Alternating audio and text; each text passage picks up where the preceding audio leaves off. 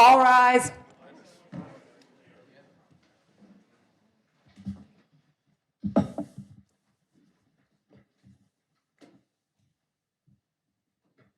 Thank you. I'd like to welcome everybody to the May docket. And as we get started, we always start with the pledge. Commissioner Stamps, you mind leading us in the pledge? Yes, attention, salute, pledge.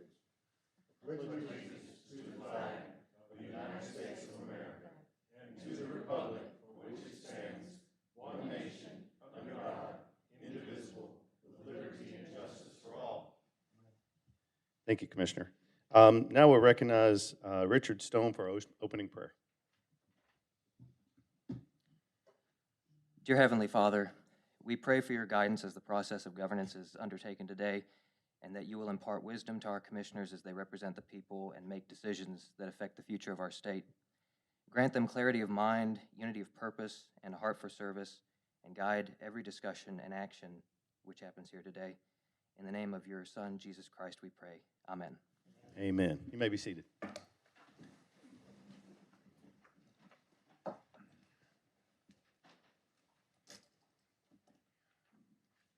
We'll start with the consent docket in item 1, adoption of proposed consent docket for the May 2025 open meeting of the Commission. Do I have a motion to adopt the proposal consent docket? So move. I have a motion. Do I have a second? Second. All in favor say aye. Aye. Any opposed? Motion carries. Thank you, gentlemen. Moving on, we'll go to the energy and natural gas agenda. Ms. Myrick, you're recognized to present item number 1, docket number 2024 UA 140. Thank you, Mr. Chairman. On December 4th, 2024, Alcorn County Electric Power Association filed for a certificate of convenience and necessity to construct a new substation to replace its existing old industrial substation that is fast approaching its firm transformer capacity and the end of its useful life. The new industrial substation will be located on South Parkway in Corinth and will provide service to the southeast portion of Alcorn County's service area. The proposed substation is needed to provide reliable service to the Corinth area, which is experiencing commercial load growth. Additionally, the proposed substation will provide emergency backup to adjoining substations. The estimated cost of the project is approximately $4.97 million, and the company does not anticipate that the project will have any negative impact on rates. No transmission line extension or additional rights-of-way will be required. Construction on the project will begin in 6 months after approval, and the project should be in service in June of 2026. Staff's review of the filing is complete. There are no interveners. The cost estimate for the project appears reasonable, and staff recommends approval. Thank you. And again, the impact to the ratepayers, as there's no impact at this point, you said. They do not anticipate any rate increases due to the project. Great, thank you. Are there any questions? Hearing none, do I have a motion to approve the proposed order? So move. Do I have a second? Second. All in favor say aye. Aye. Any opposed? Motion carries. Thank you, Ms. Meyer. At this time, I'd like to invite the representatives from Mississippi Power Company to come forward to present items 2 through 4, but if you would, Leo, one at a time. Yeah, thank you, Mr. Chairman. So Leo Manuel, Balcham Bingham, representing Mississippi Power Company. Item number 2 on the agenda is discussion and possible action regarding the proposed order in docket number 2025 UA 13. That's Mississippi Power Company's petition for a certificate of public convenience and necessity authorizing the acquisition, construction, and operation of fiber optic telecommunication facilities and rights-of-way in Harrison, Stone, Forest, Lamar, Jones, Jasper, Clark, and Lauderdale counties, Mississippi, and Sumter and Greene counties, Alabama. Get my notes out, if you don't mind. So, Mr. Chairman, this petition was filed by Mississippi Power Company on February 6, 2025. We did file testimony by Mr. Larry Butts, who is the Telecommunications Service Director for Southern Company Services. He's been doing that for a long time. The staff conducted a full investigation. We had 2 rounds of data requests in this proceeding, and all of which were responded to. I do want to reflect a slight correction for the record. There are certain portions of the petition and testimony that declared that the total mileage to be replaced is 225 miles, when it actually should be 255 miles. So that's a typo. We had it correct in the data request. We had it correct in certain parts of the testimony, but we had some typos in there. This project is to replace 255 miles of existing above-ground fiber with a 288 fiber underground optic cable. That cable is expected to have a 50-year service life, whereas the existing cable is 30 years old, which is actually 5 years longer than its recommended service life of 25 years. This project is estimated to cost $49 million, and we would propose to start construction after approval here in 2025, and we expect the full build-out to take until 2030 to complete. The other thing I would mention is right now, the fiber run from Greene County to Landon Road in Harrison County is anywhere between 24 and 48 fibers, and we're already at capacity. Mississippi Power Company is using all of those fibers and really needs more already. And so this is a needed project. It's been in the plans for a few years now, and that's all I have. I guess the last thing I would say is this project is expected to be located on existing right-of-way along Mississippi Power Company's transmission corridor throughout this entire route. And so it's possible some new right-of-way may be required, but right now we don't project to require any new. We think we can use all the existing right-of-way we have. And so unless there's any other questions, that's all I have for this one. Thank you for that explanation. Any questions? Yes. Yes, sir, you're recognized. What's the purpose of the fiber? Several purposes. For Mississippi Power Company's operational purposes, it's used as a telecommunication backbone for its telecommunication network. It also is used to help control many of what I'll call the smart grid and control of equipment throughout its grid. So when it has automatic closers and switches, this is the telecommunication network that's used to control all of those devices. So it's crucial to operating the grid every minute of every day. It's also the backbone that's used to support their AMI metering infrastructure. I'm sure there are others, but those are the ones off the top of my head that I can remember from studying last night. Also, are they pulling an extra spare cable or conduit while this is going on? So it's my understanding that actually they're going to be putting in 4 ducts. So there's going to be a 288 fiber cable, of which in that bundle, the majority of it is going to be reserved for future growth. And so not every fiber is going to be used in day one. They'll have 2 additional blank conduits to pull additional lines in the future. And then the 4th is used for, I think, a copper line for location, 811 location purposes. Thinking about the future. Mm-hmm. Thank you. That's it. Thank you, Commissioner. Does the staff have a recommendation or anything else to add?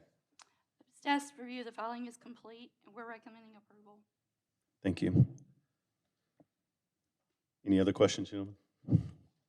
Hearing none, do I have a motion to approve the proposed order? So moved. Have a second? Second. All in favor say aye. Aye. Any opposed? Motion carries. Thank you. Moving on to item 2, Mr. Manuel, you're recognized to handle docket number 2025 UA 18. Yes, thank you, Mr. Chairman. So item 3 on your agenda is discussion and possible action regarding the proposed order in docket number 2025 UA 18. This is Mississippi Power Company's petition for a certificate of public convenience and necessity authorizing the construction, acquisition, extension, operation, and maintenance of transmission and related facilities and rights-of-way in Harrison County, Mississippi. So, Mr. Chairman, this is your pretty typical transmission certificate filing.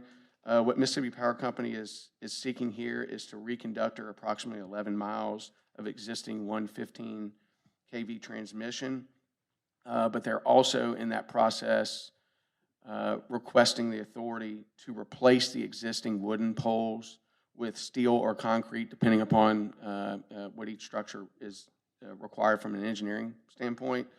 Again, this project will be located completely on already existing right-of-way, so there's no additional right-of-way expected to be acquired for this project. Our estimate for this project is $13.6 million in capital. We think the construction process would take about 12 months to complete. This is a project that has been in Mississippi Power Company's storm hardening plan for a few years. This project was included in the 2024 Energy Delivery Plan that Mississippi Power Company filed last fall. And the benefits of this project primarily is this is an area that's quite frankly just a swamp or a bog. And if the line were to go down due to a storm event or some other kind of maintenance event, it's really difficult to access this line. And so we think, but because we need to reconduct it anyway, replacing the structures with a more hardened facility is gonna really harden that area and maintain you know, a very good reliability for the future with respect to future storm events. That complete your explanation? Yeah, I think so. Okay. Are there any questions? No. Does the staff have a recommendation or anything else to add? Yeah, Mr. Chairman, our review of this filing is complete also, and we're recommending approval. Thank you for your work on this and for y'all working together. Hearing no other questions, do I have a motion to approve proposed order? So moved. Do I have a second? Second. All in favor say aye. Aye. Any opposed? Motion carries. Moving on to item number 4, docket number 2025 UA 25. Mr. Manuel, recognized. Yeah, thank you, Mr. Chairman. So agenda item number 4 is discussion and possible action regarding the proposed order in docket number 2025 UA 25. This is Mississippi Power Company's petition for a certificate of public convenience and necessity authorizing the acquisition, construction, and operation of transmission and related facilities and rights-of-way in Lauderdale County, Mississippi. Mississippi Power Company filed its petition in this docket on February 18, 2025. Our witness was Jim Halford Jr., who is Mississippi Power Company's transmission construction manager.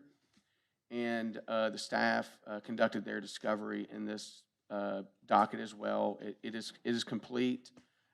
There's no intervention. I have no corrections or errors to note at this time. The purpose of this filing was to seek approval for a series of projects, all in Lauderdale County, designed to assist in the service of the recently announced data center by Compass Data Center in the Meridian Industrial Park there. In summary, we're requesting the authority to build 26 miles of new 230 kV transmission and to upgrade 18.7 miles of existing 230 kV. We plan to upgrade 3 existing substations in the Meridian area and near the industrial park. We intend to build 1 new substation, primarily designed to serve the new customer. We expect, with respect to the new transmission, we're actively seeking out and acquiring new rights-of-way for those lines. We estimate about 60 parcels of land total with respect to all of the new mileage. Our total estimate for all of these projects is $117.5 million. And we would propose to commence construction shortly after approval by this commission. We're phasing the projects out to match the growth of the customer itself, which is also phasing, as you know, their build out. And so we expect all of these projects to be fully operational by 2032. The last project would be completed by 2032. While it's confidential, I do want to note for the record that this project is in part being funded by some contribution in aid of construction that's being provided by the customer. That's all part of the electric service agreement that this commission approved back in February, at the February open meeting on February 4th, 2025. So those terms are already on file and were reviewed by the staff and approved by this commission. And I guess I would say that's the end of my summary for this filing, unless the commission has any questions. Thank you. Are there any questions? How many phases are there? Let me look, if you don't mind. I thought I had that answer, but I'd rather just look for sure. So it looks like we've got a total of 10 phases. First phase would be completed in 2026. We've got 2 phases to be completed in 2027. I'm sorry, 3 phases to be, phases 2, 3, and 4 to be completed in 2027. We've got 4 phases to be completed in 2029, and then the final 2 phases to be completed in 2032. Do we anticipate any more phases? No, it's my understanding that all of these phases are meant and designed around the total capacity for the customer that was provided by them. I mean, whether they intend to acquire more land and expand their operations, I'm not aware of at this time. And so this would encompass everything that we're aware of to date. So this is their demand as it presently stands? As we know it fully built out, to be Right. clear, Okay. So, which is about 500 megawatts. so do y'all have extra capacity there if they do some extra phases? Oh, well, yeah, so there's actually a little bit of excess, there's always a little bit of excess transmission capacity. In fact, there's some excess capacity today. That's why we can push some of the phases out, because part of the first phase is using up some of the excess capacity that exists in the area already. And so when we build out completely, our plan is to still maintain a little bit of excess for growth for the whole area and just for reliability. I mean, you've got to have that operationally. If you have a line go down, you can't be razor thin anywhere. Okay. Thank you. Hearing no other questions, does the staff have a recommendation or anything else to add to this? Our review of the filing is complete, and we're recommending approval. Thank you for your work on this. Thank you all for cooperating with one another behind the scenes. Hearing no other questions, do I have a motion to approve the proposed order? So moved. Do I have a second? Second. All in favor say aye. Aye. Any opposed? Motion carries. Thank you, Mr. Thank you, Mr. Manuel. Chairman. Moving on, we'll go to the water sewer agenda, with no items on the telecom agenda, obviously.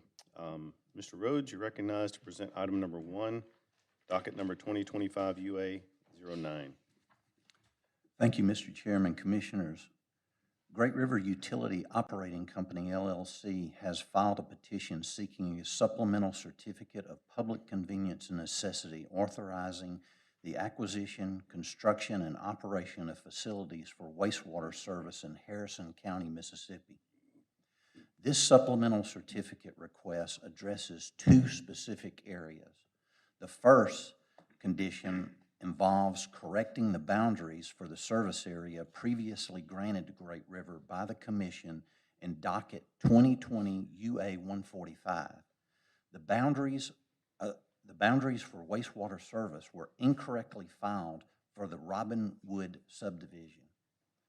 Great River currently provides service to approximately 100 customers outside of their certificated area. The second item of consideration is to allow Great River to extend wastewater service to a new development that is adjacent to Great River's Commission-approved service area.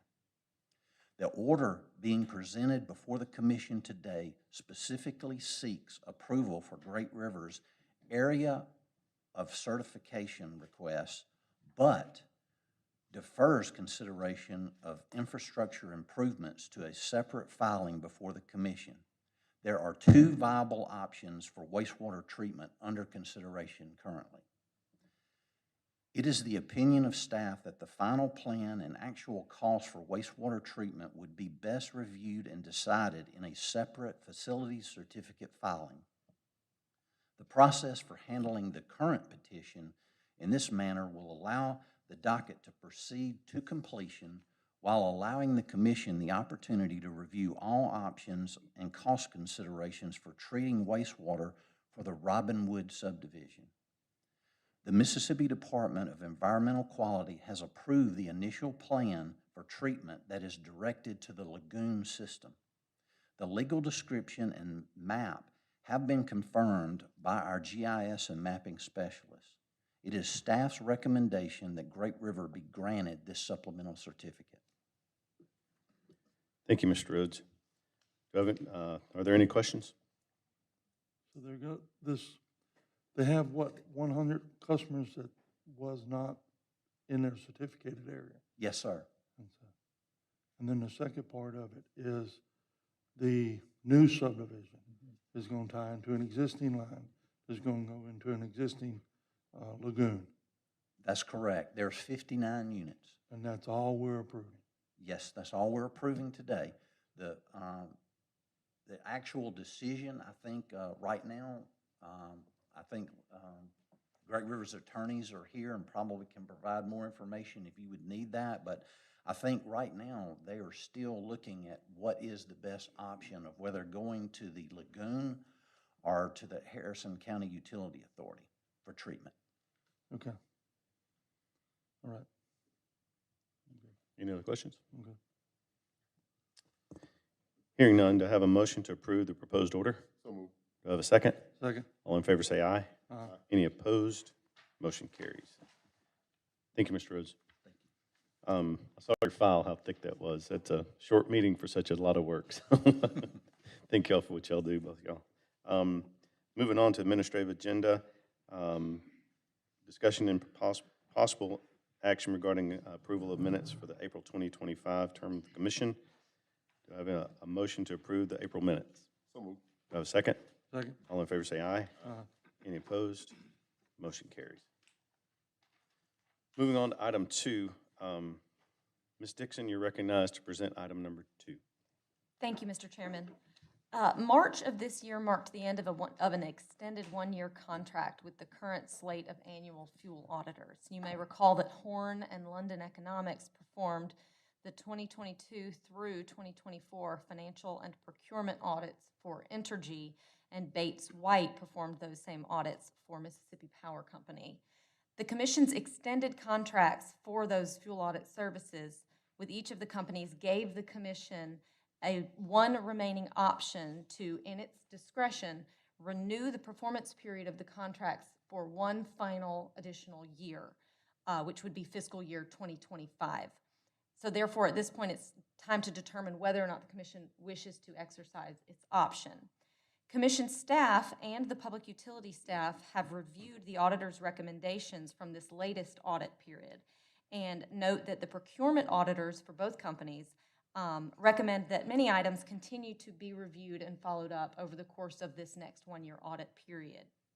Because those recommendations are based on and stem from the knowledge of the existing auditors, we believe that efficiency would be served by exercising the option to extend the fuel audit contracts for this one final year.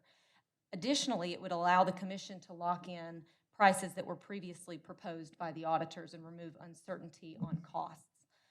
In addition, both Commission staff and public utility staff have been satisfied with the form and the substance of the work produced by all 4 of the auditing firms, and we feel confident that such good work will continue for this final additional audit period. We therefore recommend that the Commission authorize the Executive Secretary to execute a one-year final extended contract for the performance of these fuel audit services with Horn, London Economics, Forvis, and Bates White. Thank you, Ms. Dixon. Are there any questions? Hearing none, do I have a motion to approve these contract extensions? So moved. Do I have a second? Second. All in favor say aye. Aye. Any opposed? Motion carries. Thank you, Ms. Dixon. Moving on to item 3, Mr. Jones, you're recognized to present item 3, docket number 2024 UA 101. Thank you, Mr. Chairman. Item number 3 is discussion and possible action regarding the proposed order in docket number 2024 UA 101, Entergy Mississippi, application of the Entergy Mississippi LLC for review of the Verlilia Catlett Transmission Project. This order before the commission is an order reflecting that the costs of this project were prudently incurred within the meaning of and to the satisfaction of the requirements of Section 22 of last year's Senate Bill 2001, which is codified under Section 77.3.271 of the Mississippi Code. This statute requires that the projects contemplated under this section be subject to a prudence determination by the commission, with the actual review being performed by the public utility staff. And incorporated into this order is a stipulation that was entered into between Energy Mississippi and the staff, attesting to the same, as the staff and their consultant, Bates Whites, found that the planning, design, and cost of the project were in fact prudent. Hearing that, do I have any questions? Hearing none, do I have a motion to approve the proposed order? So moved. Second? Second. Have a motion and a second. All in favor say aye. Aye. Any opposed? Motion carries. Thank you, Mr. Jones. Moving on to item 4. Mr. Jones, you're recognized to present item 4 as well, 2024 UA 135, excuse me. Thank you, Mr. Chairman. Before the commission is this proposed order of referral in docket number 2024 UA 135 for Soul City Energy LLC. Soul City has filed a petition for the Certificate of Public Convenience and Necessity for a solar electric generating facility in Hinds County, and this order will refer the matter to Commissioner Stamps for hearing. Thank you, Mr. Jones. Any questions? Hearing none, do I have a motion to approve the proposed order? So moved. Second? Second. Have a motion and a second. All in favor say aye. Aye. Any opposed? Motion carries. That concludes our agenda. I'd like to just thank the Mississippi Power and the public utility staff for helping us change the format just a little bit. A lot of people watching back home want to see kind of how the sausage is made, and so having the power companies and other utilities present directly to the commission helps and shows how the public utility staff engages with them behind the scenes. And so I know as commissioners, we've brought that to the attention of the people watching numerous times, and now they're getting to see a little bit of it. So thank y'all so much for helping us change the format so that people can kind of see again how the sausage is made. And thanks to the utilities for helping us work through that process as well. So that's our new proposed format, and so we'll continue to move down that path again to show a little more transparency and to let everybody understand that it's utilities working with PUS working, and then and how we are involved in that as well. So again, a little transparency and a little more trying to figure out let everybody see how it all works. So any questions or closing remarks? Thanks everybody for their hard work, and look forward to another good month. Yeah. As, in the month of May, I'd like to bring recognition to his Military Appreciation Month. And we would like to acknowledge from the commission, or myself, and Commissioner Brown, I'm sure would echo this, that we appreciate Commissioner Stamps and his service to our country and his loyalty to our great nation.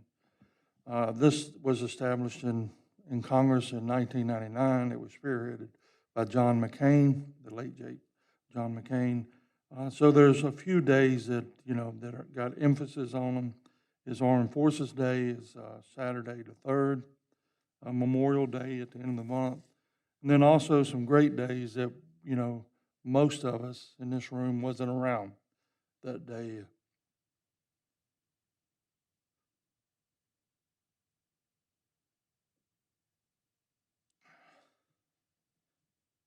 On Victory Day, May 8th, in Europe, those young men and women put everything on the line.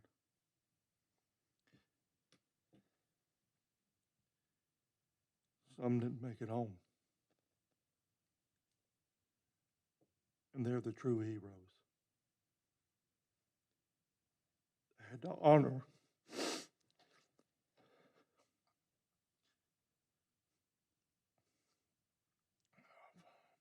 and my wife's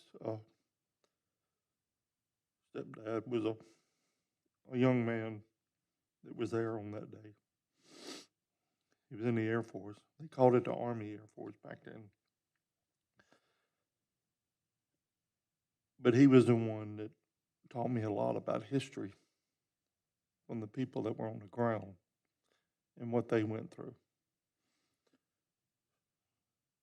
And I've only seen him one time, and he served in World War II, the Korean War, the Vietnam War, and everything in between.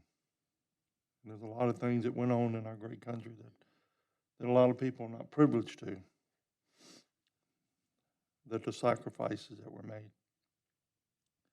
And it's a huge sacrifice. I know last month it was Lineman Appreciation Day, and we appreciate those great men and women, but a lot of those men and women, as we were out into our country or out into the country, and utility workers, a lot of them that I talked to were, serving dual roles. And they was in the Guard, and I thanked them for that. And it's just a tremendous sacrifice that sometimes, including myself, we take for granted. But then you reflect, it was an extreme sacrifice. And they ran towards when a lot of people were running away. We saved the world, or they saved the world. And there was a lot of sacrifice back then, even back home. And I was listening to a documentary, and these elderly men were talking about the sacrifices that were made back home. And they were thankful for that. That's being very humble when you're watching hot lead roll by you and you're thinking of people that are back home and their sacrifices. So I'd just like to thank Commissioner Stamps again. I have a brother-in-law, that's Tyke Everman. I have another brother-in-law, Eric Levy. He's in Texas, and they made that sacrifice by serving our country. And I'm sure everyone in here has names that they could throw out that they made that sacrifice. And a lot of them do not talk about war. They will not talk about it. It's just, and then we have men and women that are out there now making those sacrifices. And we need to thank them every time we see them. Whether they're at the grocery store or at the restaurant, we need to thank them because they have made a sacrifice.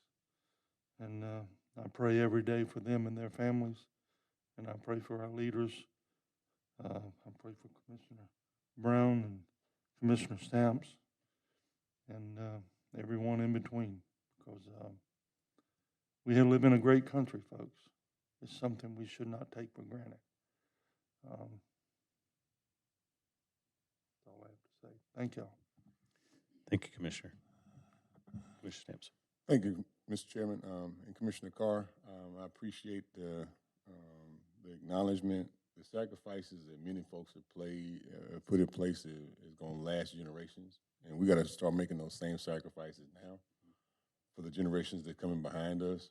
I'm not a hero, but I know some folks who have served and families who served. Heck, my daughter's in the Air Force now, and the sacrifice that this generation that we have now is making is going to pay dividends for America's future.